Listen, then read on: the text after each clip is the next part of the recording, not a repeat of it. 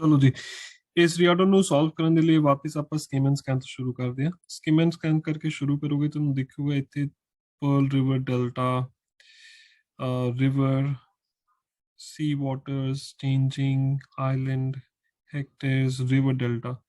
ਤੇ ਜ਼ਾਹਿਰ ਤੌਰ ਤੇ ਰਿਵਰ ਦੀ ਗੱਲ ਹੁੰਦੀ ਹੈ, river delta the.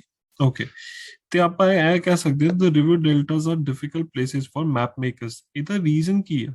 Okay, the river builds them up. Builds what up? Builds the river deltas. The sea wears them down and their outlines are always changing.